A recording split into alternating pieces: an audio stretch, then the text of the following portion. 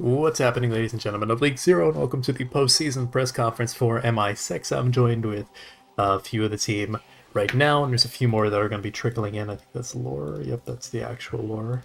Okay. And I'm kind of shocked that we have people that actually supposedly want to ask questions, which is good, because not a lot of pre-established questions came in this time around, probably because they thought they'd make it live, and that just hasn't been happening. Either way, Laura, you gotta accept the thing on the top right corner. There you go. There's the button. Okay. Let's see. Little Pants has a question, I think. You gotta accept it. No. Okay. Oh, and he's gone. Okay. This is going great. The actual Golden Apple guy has a question, perhaps? Hello. Hello, MI6. Hello. Hi. Hello, former MI6 gag. Yes, MI6 Gag, that's me. I have one question for Wana. So you were the leader of MI6 last season, right? Yeah, I've managed MI6 2 seasons of Flux, 2 seasons of League Zero. Awesome. What would you say? Sorry about that. What would you say you learned between this season and last season?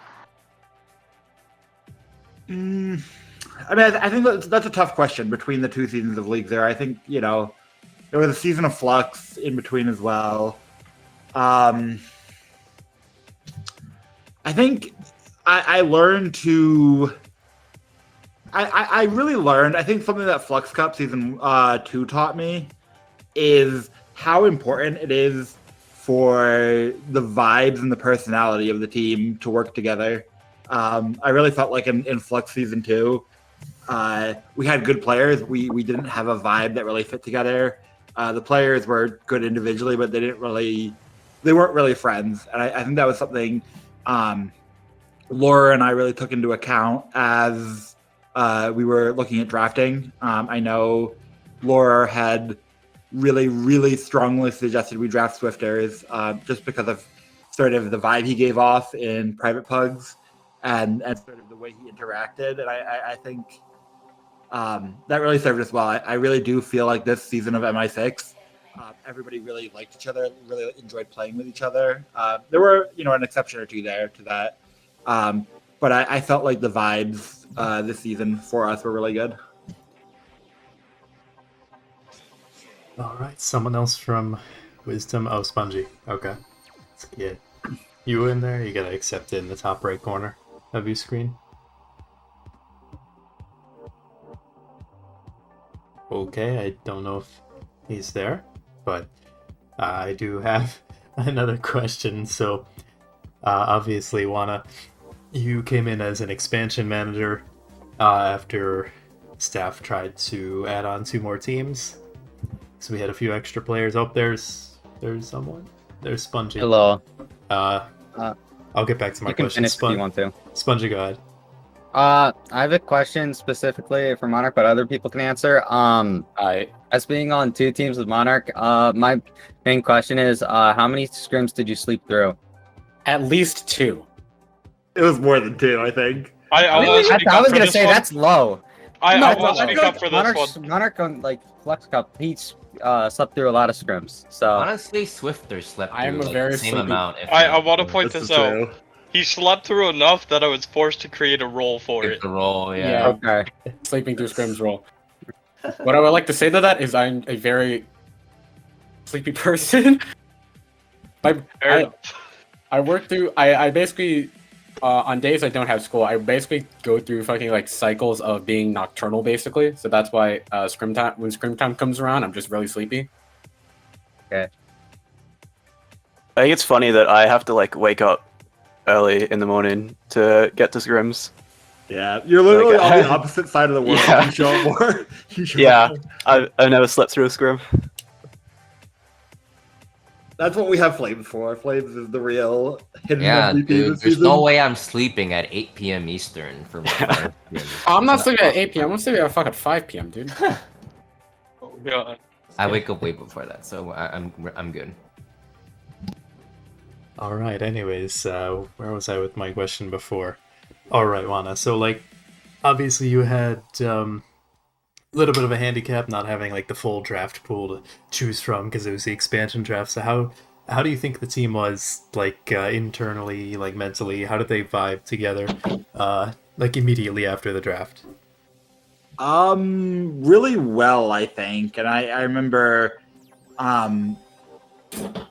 So what I will say is the entire process for us was kind of scuffed, especially because I had debated whether or not I was going to apply for manager, and the weekend of the draft, I was actually going to be away, so I was sort of working from my phone mostly that weekend. But Laura really put together like a list of like the 6 people we wanted to start, just like based on the vibes we had in private pugs. Yeah, I think that overall, team morale was really high throughout. I think we took the tenacity loss pretty hard, but overall, I don't think we ever got too down. I think we were always pretty self-assured of ourselves. It definitely took a little bit of time for us to get together, and some of the people who started the season with us are no longer with us or didn't finish the season with us. Speedy being one, Bidoof being another. But the really the core group of like Monarch, Lore, Swifters, Andrew, and I think Wooly eventually in Flames too, sort of got looped in. I was really happy with it. I was really happy, and I ultimately, we want to win, and that's what I always stress to the team is we want to win. We're not here to just simply be bad. We're not here to simply just be okay. We're here to win. But at the end of the day, a lot of the time, if we leave MI6 or if players leave MI6, feeling like they had a good time, they had fun there, that's also really important to me because I want MI6 to feel like a family, and I want people who want to be here, and I want people who, and I think this is evidence. Laura is a longtime friend of mine. Laura has been involved, I think, with I want to say every MI6 that's ever existed, and I think that really speaks to the volumes of the community we build at MI6. All right. You did mention that you kept a good majority of like the people who you got from the draft throughout the season. A few changes here and there. So I guess what kind of impacts did those like mid-season pickups, the few that you did make, what kind of impact did they have on the team? I think Wooly was the biggest impact pickup we had, and I think that Wooly at the end of the season outperformed a bunch of different players who were drafted in front of him, who were even taken in the expansion draft. Wooly really, really, really impressed me throughout the season, and he stepped up big. He was a great part of our team. Really good mentally for the team too. I think Wooly has a really great personality and brings a lot of energy to the team. And I think that moving forward in other leagues and other situations, teams really, really, really should not sleep on Wooly. Is he Warlord himself? My SR may be low, but my ping is high. Never got him coached by Frogger. Sad. Rip. I still haven't got a reply to that email to this day. I'm still so sad about that. Now I have to ask, what email are you referencing? For context, we tried getting Frogger to coach Wooly. Yeah, I sent a message to Frogger's business email asking if he would do paid coaching for Wooly. Is Frogger even in Australia still? I thought he's in the US now. Oh. I'm pretty sure. I don't He think still so. has like 2,000 hours of Lucio on 200 ping. Huh. That's 2,000 more hours than me, who has 17 ping. So My thought process was Frogger's Aussie, Wooly's Aussie. It will work out. Rely on the Aussie main support connect. I thought Frogger was Anyways. technically New Zealand, like from New Zealand. No, he's Australian. No, He's that's Australian. Anyways, weird tangent. But, shoot, I had another question. Give me a second. All right. What's the average scrim look like for you guys, anyways? Well, Okay, I won't go through this. I won't go through this. If I don't sleep through it. So we join in. Flames is usually there. Swifter's usually there. On time. It's really nice. And then everyone else really just like trickles in as I at people. And then a few times throughout the season, we spent like a good 5-10 minutes repeatedly adding and calling either Monarch or Andrew Or to me. get on. We didn't spend that much time for you because we had Grizzly. that Yeah, but there was wanted like a to play. week where I slept through scrims. Yeah, and that was the worst week ever because of your replacement. Won't go into detail on that one, but it was not fun. But it was pretty nice. A lot of people showed up on time or early most of the time, except for a few. All right. And I guess speaking of people not being there, what exactly happened with your playoff run? I know you guys had some issues with like main tank availability or something along those lines. Yeah, and I have to remember the details exactly. Andrew, I believe, was not able to make it the day of. We had signed Shinsei, I forget it, probably like 2 weeks in advance of playoffs, whenever FA ended. And Shinsei was just, unfortunately, he was moving during that time. He was moving into college. CC had basically quit on the team at that point, didn't want to play off tank. Trying to think even who else we had at that point. We had Kiri. We had Kiri. Kiri. Yeah. Oh, yeah. We had Kiri. And Kiri, I think Kiri was another. She had worked that day. We just we got unlucky. We wanted to reschedule with Mortal Wombats, but unfortunately they couldn't. So we had to like spend half of the day trying to figure out. And this was like Laura, Fish, and Grizzly, and I spent half of the day trying to figure out like how can we play our game, and if so, like who's even gonna play for us. The Flames off tank goes quite hard. It did. I have I to guess say we- that was, or you could go.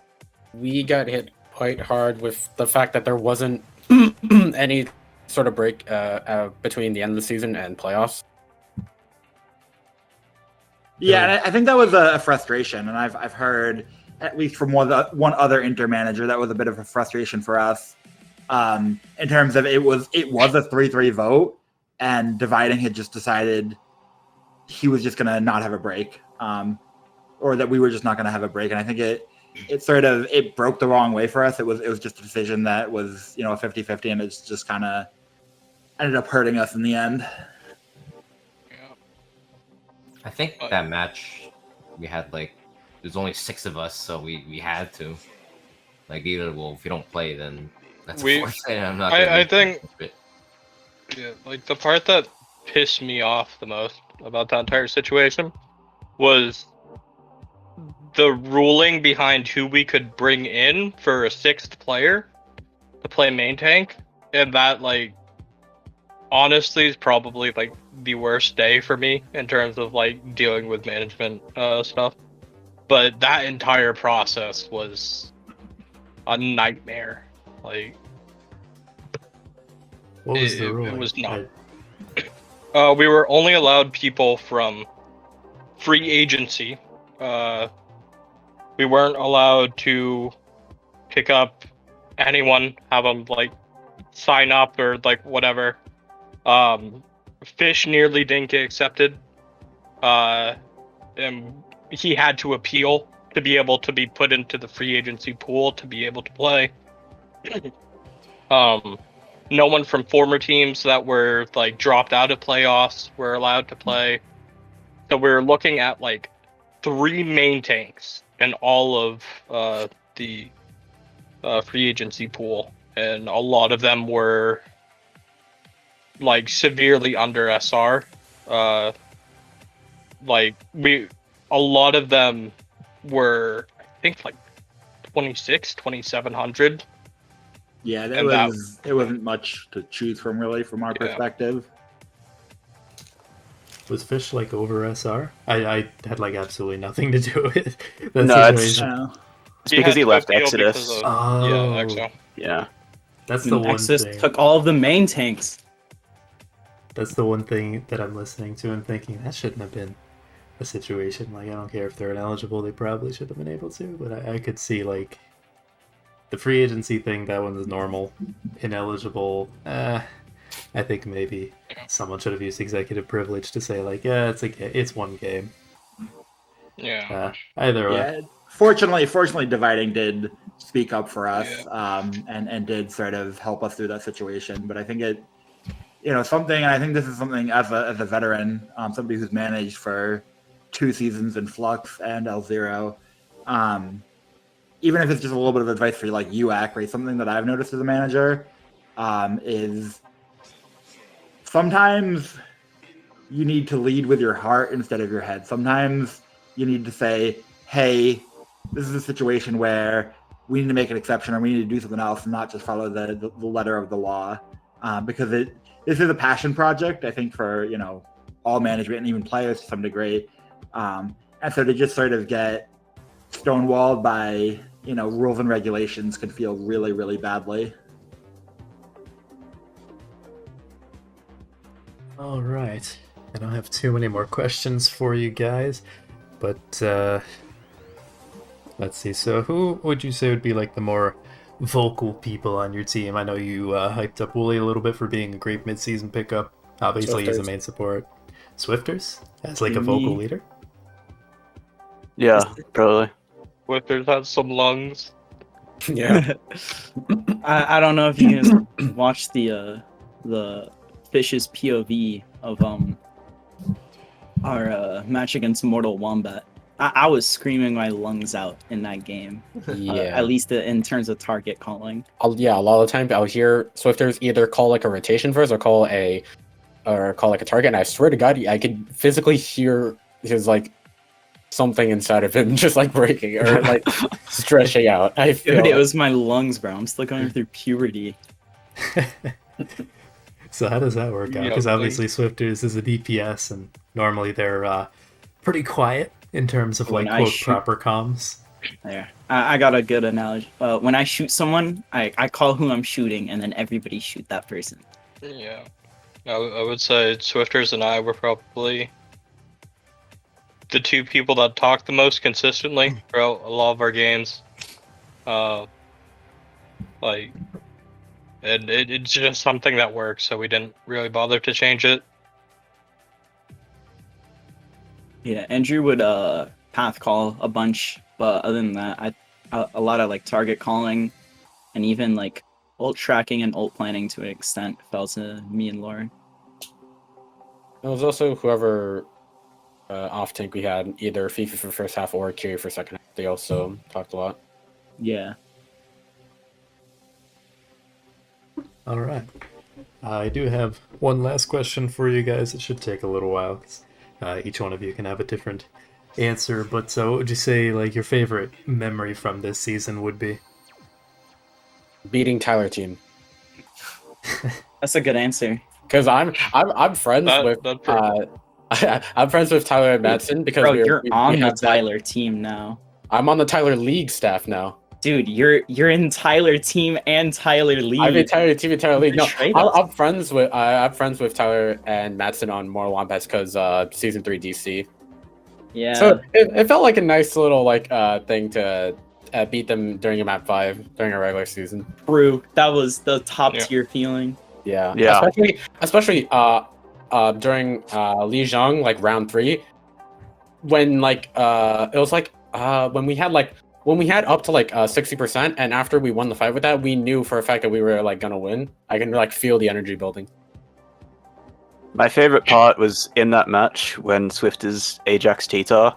It was just funny. No, Yeah, that wasn't me. That was Laura. Oh, true. Yeah. I forgot you were on I still Junkrat. haven't gotten paid, Wada. I got my first paycheck, so I'll send it over. I Ajax T-Tar during a scrim. That still counts. Yeah, we did that's Ajax canon. T-Tar twice in one season.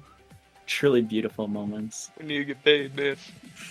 I think my favorite moment from the season is early on in the season, during I think it was the July 4th break, we had just like 2 fun days. We had like a fun scrim first, where like we like had like a meme scrim, and the whole point of the scrim was to earn a role in our server that's like legacy from when Lore, myself, and Andrew, and I think that's probably all who are on this MI6. We're on a team called Go Again in Toker. Beautiful. Yeah, called Can Torb. And basically, you have to get like a certain amount of Torb hammer kills in a scrim or a game to earn Can Torb. So we just had a scrim based around earning Can Torb. And then I think the following day or the day after, we hosted our first ever... Torbament. Yeah, the Can Torbament. And so we just had like a big like hammer 1v1 tournament. I am the proud owner. I am the proud owner of the Thou Shall Not Torb rule. So for reference, Monarch just hard choked in that tournament. He had so many opportunities to not He like was drop his reverse pasta. swept. My guy was 3 both Golden times. State and Oklahoma City in 2016. Yeah. Reverse swept 3 times. That's in tournament tragic. 1v1s. I think my favorite moment is when going the crazy map 5s, because they took massive amounts of years off of my life. Watching these matches, I'm just like, oh my gosh, we just dropped this map. Okay, next map, and we drop it again. I was like, this is a map 5 now, and then like we start the map 5, we lost this part of the map. So I was like, oh my gosh, it's 99. We can't lose anymore. We straight up can't. I'm watching this. I'm just like, wait, this didn't end up at all in how I envisioned in my head. And I was like, oh boy. And then it gets clutched out, and then I'm like, oh gosh, I thought we lost it for a second. I was like, we're getting really, really close. It's really scary because like when you're getting that close, it's like, well, that's it. Because if you lose that's it. That's the whole entire match right there in like that one fight. So, it was fun to watch, but it was kind of nerve wracking when like your team was predicted to win, and it comes down to like the last fight of the entire freaking match. So it was kind of, I lost a couple of years, but it was definitely things that are to be remembered. Yeah, I've been doing that for 4 seasons, so shout out. I feel like I can definitely sympathize with you, especially you watching us get a map 5 round 3 against Thought Police. Yeah, I was like, And oh no. Map 5 round 3 of I believe it was Busan. They literally had 99% capture point. Yeah, we had 99. I was 0. like, you guys gotta like 99-0 the rest of this map to win the entire match. Yeah, that I was played the tough funny match. Reaper guy. It was okay. I'm glad you guys. I was put able out to the make a vision. funny paint 3D off it though.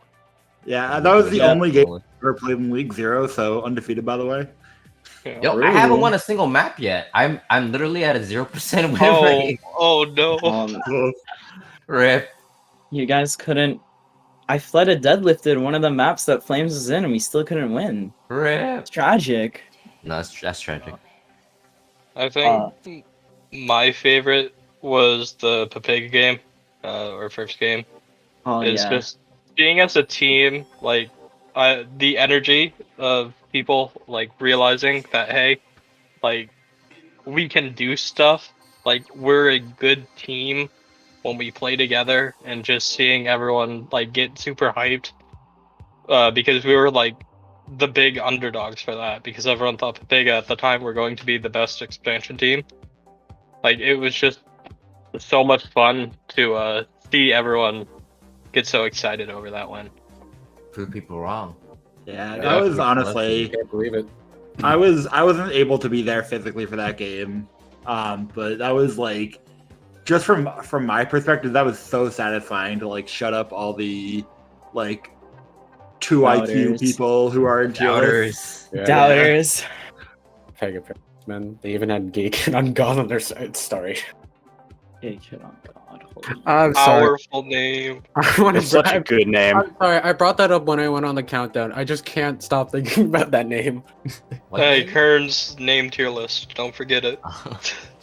SBT's using it now for Toker, I think. At least he is. scrimmed on it yesterday, and it was so good. He scrimmed So, on it. I was so close Yeah. to that Ajax, Wooly. I'm Yeah, wait, so okay. upset Yeah. about that. I just beat it in the middle of your team. Like, I don't know what I was doing. I don't know. I think my favorite part of the season, at least for me, was I kind of have two. I have a first map against Tenacity in the playoffs. You know, the 2v6 that Roy and I had to save Control Center, and then swapping the soldier and locking the legs on Gardens. That was a lot of fun. I think. And then my other favorite part was, becoming the two-timer and winning most improved and most clutch. Sorry, Stolen. Rav.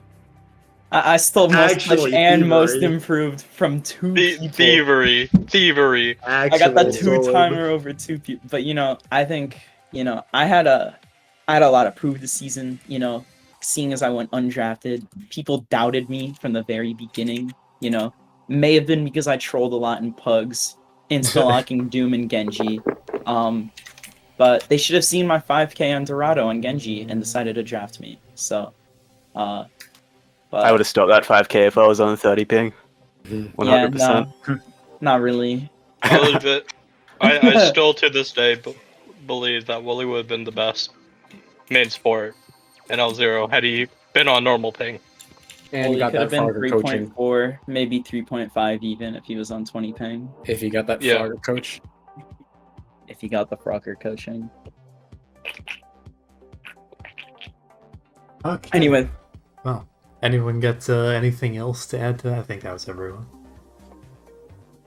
Okay, I think that was it. So I'm not going to keep you guys any longer. You guys answered relatively quickly. Sometimes you have people giving you like entire essays for each question, but the last anyways. season DC interview was like 45 minutes. Yeah. No. Here's the thing. The last season's DC press conference was we got asked we got asked a question, we answered within 1 minute, and then the rest Happened 20 minutes again. was just tangent. Yep. I've had a few like those already, Boring. but you guys are pretty straight to the point, so I think we'll end it out there. It's been going for about 25, 27 minutes. So, anyways, thank you all for showing up. Thanks to anyone who showed up in the audience live or is watching this after the fact. Hope you enjoyed it. All that good stuff. I think the next press conference is Double Cap tomorrow. I'm not hosting that one, so I dodged a I can bullet. smell the stench from here. Holy. Ugh. So anyways, I'm going to end it right there. So until next time, don't die.